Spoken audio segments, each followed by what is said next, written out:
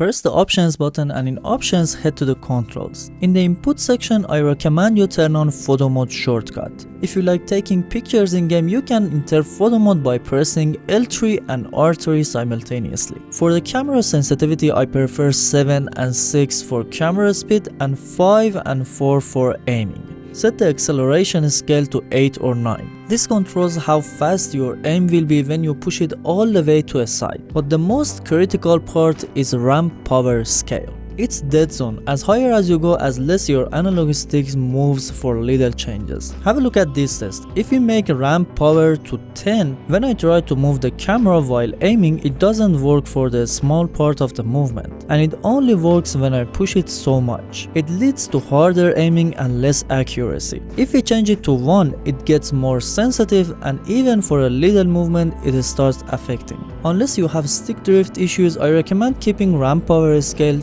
on 1. You will feel the difference immediately. Be careful not to change anything in camera inversion. I've seen some people from The Last of Us 2 asking me why my aim is working in reverse. You have to keep these options off. Motion sensor function aiming is a fun option to try. However, I keep it off.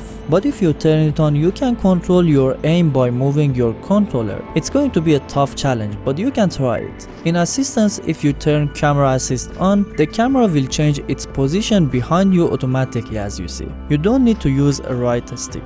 I prefer to keep it off and control it myself. It's suitable for newbies. Let's set the aim assist to 10. It's not much. The next part is HUD. In the first part, if you change it to simple, it will be more accurate and easier to aim because of that little dot. But I prefer default for more challenges. One more important option at the end is collectible tracking. If you want to collect them for trophies, keep it on so you know which collectibles you got before. In subtitles, you can change size if you like to, but one important tip if you use OLED, change the color to something else. I prefer yellow as the white color can cause pixel born-in issues in OLED panels and it's so bright. Display settings. Here you have two options, fidelity or performance. In 60Hz TVs, you can get 30 FPS in fidelity, which is 4K quality and it looks nice, while performance is mostly 1440p but a stable 60 FPS. If you turn on VRR and 120Hz mode from your PS5 settings, you'll unlock the frame rate to fidelity to around 40 FPS and performance around 75 FPS due to Digital Foundry tests. However, I can't go under 60 FPS, so I keep it on performance and VRR if your TV supports it. There are two essential options here. Motion blur is where you get the blurry effect when you move the camera fast or rotate, and I'm not too fond of it. I leave on 3 or 2.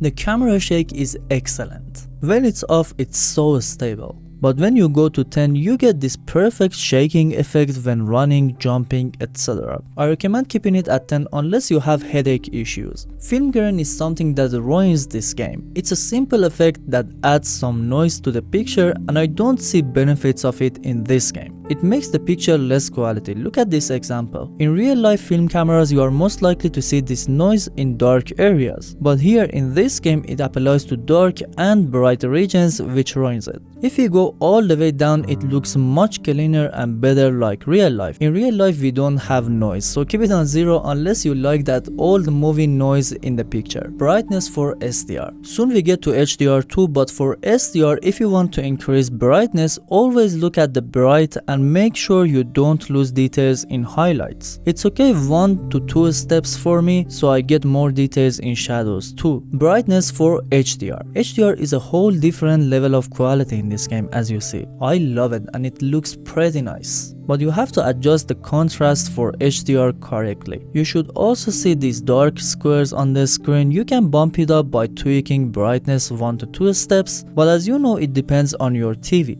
My monitor looks dark and when HDR is activated, I can't change gamma, so I lose details in shadows, and if we reduce contrast a lot, we get washed out picture. You can press R3 to see the background and change it to where you can separate almost a third and fourth black square in the picture while not getting washed out. For me, in this IPS HDR 400 panel, it's around -4 to -5 and I'm pretty happy with it. The game looks better in HDR. However, if you play in a bright room, HDR 400 isn't enough, so I recommend using HDR only when your TV can get bright enough. Time for audio settings. First of all, let's talk about dynamic range. If you make it maximum, you need to level up sounds because in maximum, like real life gunshots will be so loud and footsteps, for example, are quiet. I recommend this only if you have good speakers and can level up audio with no issues. As you go forward, as less it gets. In midnight mode, even with low volume, quiet sounds like footsteps or anything else will be loud, so you don't need to bump up the volume. When using headphones, I prefer midnight, so I hear everything loudly and don't hurt my ears, since the difference between the loudest and quietest volume isn't as much as the maximum. But it's personal. I recommend maximum for speakers, midnight for TV, and medium or narrow for headphones overall. Now let's listen how much dynamic range affects sound compression in this part.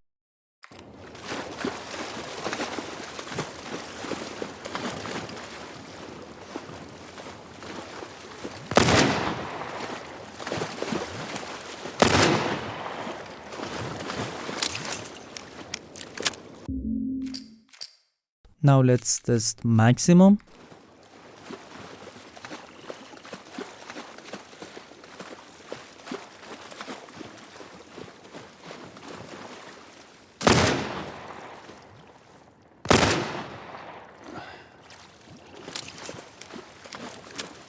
You can feel a lot of difference in both modes. Midnight seems to have more compression. Pulse 3D settings. If you have Pulse 3D, I first want you to turn on 3D audio for this game. It's fantastic, and it's one of the best sound designs I've heard in all games so far. You can trust 3D audio from this game. By the way, you can check this video where I talked about 3D audio on PS5. But about EQ settings, if you play with 3D audio, here is my custom EQ for Pulse 3D headset when playing The Last of Us Part 1. These are my personal preference, and if you don't like it or have 3D audio off, I recommend this Final Flat or Ratings EQ, which is great for most games. Accessibility settings. Go to Alternate Controls Assistance, and here if you like you can turn on Auto Weapon Swap when you are out of ammo. I like to keep it off. And Auto Pickup, which I know most of you like it. In motion sickness there are two critical options: camera distance and field of view. The effect is shallow but still functional. When you make the field of view more, your camera will show more area. As you see, this is 5 and this is -5. It gets close, now far.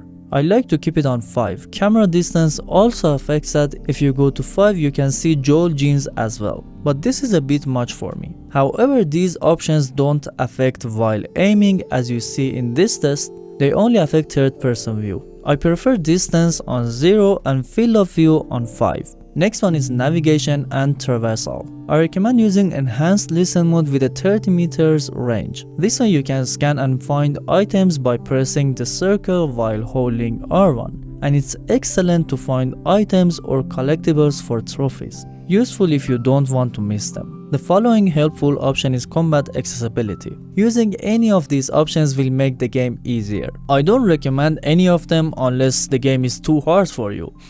But if you have an issue with aiming in this game, you can turn off weapon sway and your aim will be so stable with no movement. However, I love the challenge and keep it on.